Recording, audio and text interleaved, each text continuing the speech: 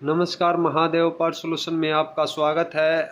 आज इस वीडियो में मैं आपको बहुत ही प्यारी, बहुत ही इंटरेस्टिंग, एक बहुत ही अच्छी बात बताऊंगा। तो वीडियो को आपने बिल्कुल भी स्किप नहीं करना है और वीडियो को ज़्यादा से ज़्यादा शेयर करना है ताकि आप लोगों के लिए अच्छी अच्छी वीडियो बना सकूँ और मेरे चैनल को सब्सक्राइब करना है। तो सबसे पहले जो बात है वो मैं आपको बताने के लिए जा रहा हूं, तो आपको बिल्कुल ध्यान से ये बातें सुननी है। मेरी महादेव पावर सॉल्यूशन पर है ना, कम से कम भी ना 500 जो कस्टमर हैं उनका एक ही सवाल है। वो सवाल क्या है कि बिजली में फ़ैन तेज़ चलता है, ऐसा क्यों? ये क्यों होना, ये समझ में नहीं आ रहा। और ये क्यों नहीं आ रहा ये मैं आप लोगों को बता देता हूँ। इसमें कोई भी प्रॉब्लम नहीं है और ना ही हम इसको सोल्व कर सकते हैं, और खाली हमको समझना ही इस सॉल्यूशन का जो प्रॉब्लम का सॉल्यूशन है, ये क्यों इसको ये प्रॉब्लम है। और प्रॉब्लम का सॉल्यूशन कोई भी नहीं है, लेकिन हमको समझना इसका सॉल्यूशन है। ये मैं आपको बता देता हूँ वो कैसे। हमारे घर पर एक फ़ैन होता है और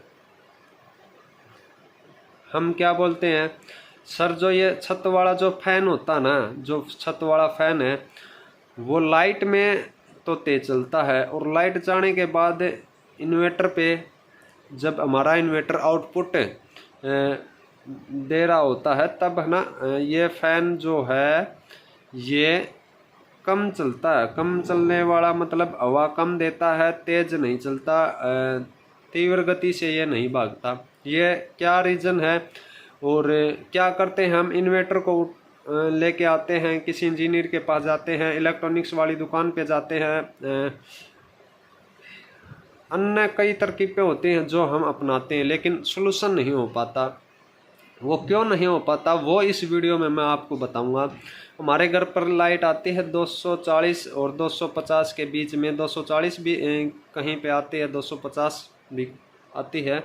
तो ये जो हमारा फ़ैन है वहाँ पर तेज़ तीव्र गति से चलता है, और इन्वर्टर पे जब लाइट हमारी चली जाती है और फिर इन्वर्टर फिक्स लाइट निकालता है, कोई कोई इन्वर्टर 230 के करीब निकालता है, वहाँ जो है हमारा फ़ैन तीव्र गति से नहीं चलता, कम गति से चलता, धीमा चलता है। हवा जो है कम हमको देता है। तो प्रॉब्लम कहाँ है? प्रॉब्लम ये इन्वर्टर है, इसको उठा के किसी इलेक्ट्रॉनिक्स की दुकान पर लेके जाते हैं, वो वहाँ चेक करता है, उसको बताते हैं कि सर हमारे घर पे ये प्रॉब्लम है। तो हम उसको क्या बोलते हैं, कई इलेक्ट्रॉनिक्स भाई हैं वो बोलते हैं आपके जो फ़ैन है ना, आपका फ़ैन है उसका सेल ख़राब है, उसको चेंज कर दो। सेल चेंज कर देते हैं। हम जाते हैं फिर इलेक्ट्रॉनिक्स की दुकान पे, फिर एक सेल लेते हैं, फिर हम सेल बदल देते हैं हमारे फ़ैन का, लेकिन कोई सॉल्यूशन नहीं होता। वो क्यों नहीं होता? अरे जहाँ 250 लाइट होती है, सिंपल सी बात है, 250 अगर आपके फ़ैन को लाइट मिलेगी तो तेज़ चलेगा, और 230 से 220 के करीब जो फिक्स लाइट होती है वो मिलेगी तो धीमा चलेगा, धीमा चलेगा। सिंपल सी बात है। लेकिन कस्टमर को जो कि भुकाने वाली जो बात है कि फ़ैन, आपका फ़ैन जो है उसका जो कैपेसिटर है वो ख़राब है। लेकिन कैपेसिटर का क्या काम होता है वो मैं आपको बता देता हूँ। कैपेसिटर एक बार धक्का देता है, धक्का स्टार्टिंग, एक रनिंग कैपेसिटर होता है, एक स्टार्टिंग कैपेसिटर होता है, और जो वो कैपेसिटर लगा होता है हमारा, वो कैपेसिटर होता है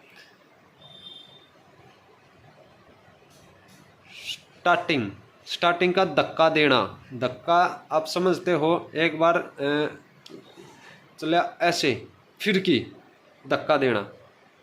और कैपेसिटर का ही सॉल्यूशन मैं आप लोगों को बता देता हूँ। फिर तीसरे नंबर पे मैं आता हूँ, वो क्यों आया हूँ वो मैं आपको बताऊँगा। अगर आपके घर पे 3 फ़ैन हैं, उनमें से 2 फ़ैन तीव्र गति से हैं चलते हैं और एक फ़ैन है वो धीमी गति से चलता है, तब हम क्या कर सकते हैं, तब हम सेल को बदल सकते हैं।